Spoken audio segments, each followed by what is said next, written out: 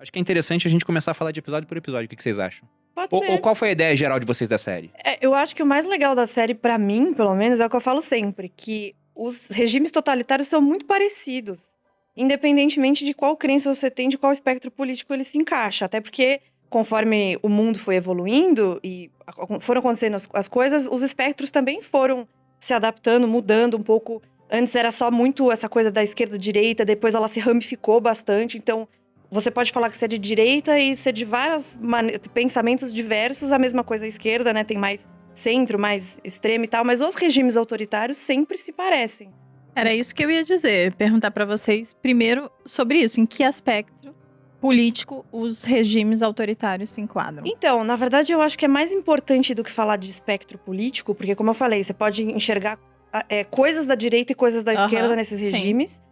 Mas a economia, a ideia de autoridade central, planejada pelo Estado, etc., é sempre a mesma. E tem uma parte, um dos episódios que eu gostei mais, foi quando ele falou, não lembro qual que era das táticas, mas ele falou que o mais importante para você ser um tirano é você controlar os recursos naturais. Saddam Hussein. Do Saddam Hussein. Controlar os recursos naturais, então óleo. Parece que você tá vendo a história do Brasil, só que contada de uma outra forma, que é esse controle estatal sobre todos os bens e recursos naturais, as pessoas, e aí também vai depois para a imprensa e outras coisas, mas o controle da economia e o planejamento central é sempre o mesmo. E aí eu esqueci de trazer, mas depois posso mostrar para vocês, eu tenho vários livros que eu trouxe dos museus que eu fui no leste europeu, que conta das ocupações soviética e nazista.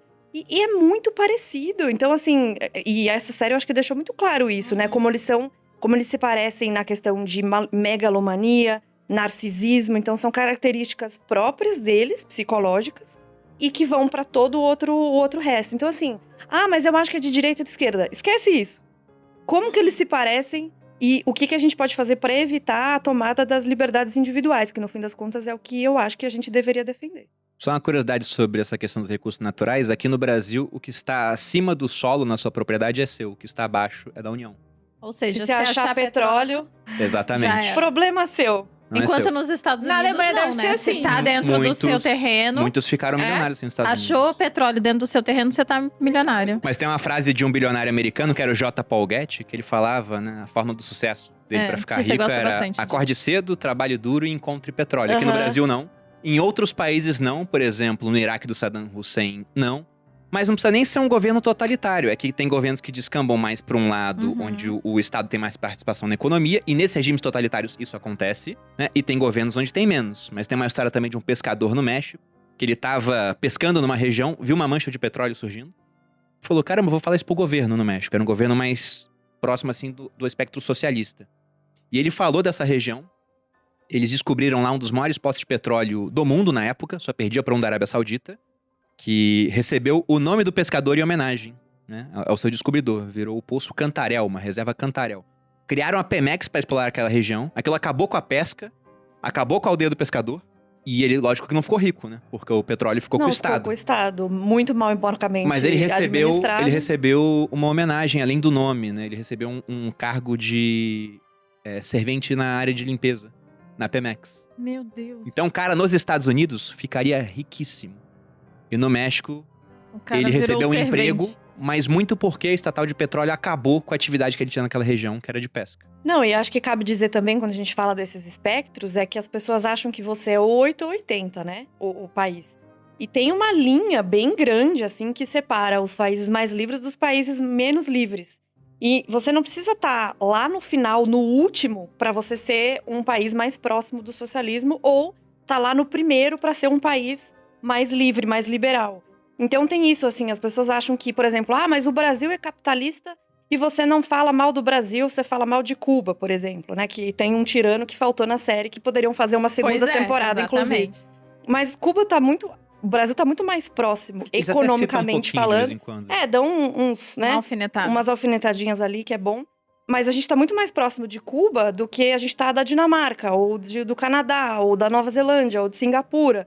Então, e também outra coisa que é legal da série é que não é de uma vez, né? Ele vai caminhando, ele vai cavando alguns passos pra aí, de repente, você ver que você tá sem liberdade Eu acho que nenhuma. uma das últimas coisas que o tirano faz lá, e que eles mostram isso, é exatamente tirar a liberdade de expressão. Antes, ele vai tolhindo várias coisas, né? Vários direitos. E também vai tomando conta de várias outras coisas que fazem diferença. Eles dão até a sequência, né? Então, qual é a sequência? O passo 1 seria isso, como tomar o poder. Porque eu acho legal que uma das coisas que é pra gente se atentar nesse episódio é a gente não deixar isso acontecer no Brasil. Ai, Malu, mas você tá louca. Isso vai acontecer no Brasil? Não sei se vai acontecer, mas existe a possibilidade. É sempre possível. Não é impossível. E a gente tem pessoas no Brasil, e tem políticos, e tem partidos políticos, e tem classe artística. E é impressionante como depois ele também mostra alguns artistas, alguns astros do basquete que são próximos desses autoritários, porque de alguma forma eles se deixam levar por toda aquela história, ou ganham dinheiro também. E a gente tem pessoas no Brasil que acreditam nisso, que acham que seria legal. Tem professor de história marxista, amigo de cantor famoso, que falou em live para todo mundo ouvir em alto e bom som que ele seria a favor de matar pessoas contra a Revolução Socialista no Brasil. Então, se um professor desse ensina crianças que, né, tem todo aquele círculo vicioso de doutrinação, existe, e tem partidos que acreditam nisso. A gente tem partido comunista no Brasil, a gente tem partido socialista que acha que socialismo e liberdade combinam, entre outros. Assim, é possível. Não é assim, nossa, é amanhã que vai acontecer. Digamos que é possível, mas hoje não seria tão provável. Isso, exato.